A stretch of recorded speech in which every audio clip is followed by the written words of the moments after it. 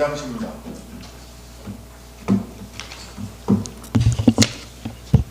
네, 조국혁신당 최고위원 신장식입니다.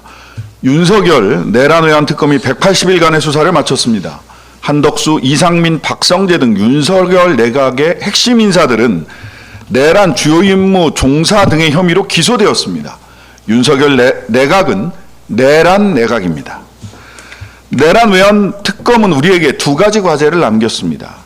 첫째, 중단 없는 발본색원 수사. 둘째, 법 왜곡죄입니다.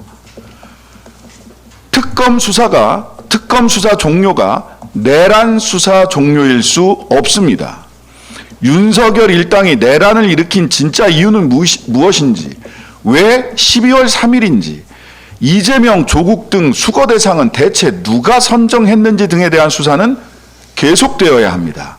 이를 위해 당장 검찰과 경찰은 합동수사본부를 구성해야 합니다. 2차 특검 구성 전이라는 이유로 수사가 방치되어서는 안 되기 때문입니다. 경찰의 영장 신청을 검찰이 건건히 막아서는 일은 막아야 하기 때문입니다. 법무부와 행안부는 조속히 검경 합동수사본부를 구성하기 바랍니다. 두 번째는 법 왜곡죄 도입입니다. 내란 특검 영장 기각률은 46.1%, 김건희 특검은 32%, 순직해병 특검의 경우 무려 90%에 달합니다. 일반 형사사건의 영장 기각률이 27%인 것과 비교해 보았을 때 특검 영장 기각률 자체가 법 왜곡죄의 도입 필요성을 웅변합니다. 법 왜곡죄에 반대하는 사람들은 명확성 원칙 위반 주장을 합니다. 왜곡입니다. 제가 대표 발의하고 법사위를 통과한 법 왜곡죄의 구성 요건은 명확합니다. 첫째, 법령을 의도적으로 잘못 적용하여 당사자 일방을 유리 또는 불리하게 만드는 경우입니다. 지기현 판사가 내린 윤석열 구속 취소 결정이 해당합니다. 전에도 없었고 앞으로도 없을 오직 윤석열만을 위한 왜곡된 법 적용이기 때문입니다. 둘째, 증거를 인멸, 은닉, 위조 또는 변조하거나 위조 또는 변조된 증거를 사용한 경우입니다. 쿠팡 일용직 노동자 퇴직금 미지급 관련 검찰 지휘부가 핵심 증거를 누락시켜 불기소 처분을 하게 만든 사건이 해당합니다.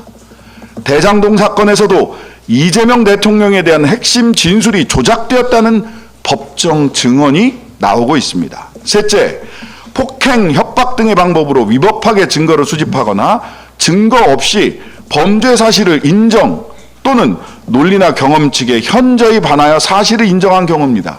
아주 구체적이고 명확한 요건입니다. 법 왜곡죄는 문명국에 없는 법이라는 주장도 있습니다. 독일 연방통계청에 따르면 독일에서는 2002년부터 2021년까지 법 왜곡죄로 기소된 85건 중 66건, 66건이 유죄 판결을 받았습니다. 2018년부터 21년 사이 기소된 12건 중 10건은 유죄, 그중 실형 1건, 집행유예 7건, 벌금형이 2건입니다. 법 왜곡죄는 사법선진국 독일에서도 지금도 잘 작동하고 있습니다. 우리 헌법은 특권 계급의 창설을 금지하고 있습니다. 자신의 행위에 책임을 지는 것이 법치주의입니다. 법복 귀족, 판사, 검사에게서 특권을 내려놓게 하고 범죄 행위에 법적 책임을 묻는 것은 헌법과 법률이 국회에 명하는 의무입니다. 조국혁신당은 그 의무 이행에 최선을 다하겠습니다. 감사합니다.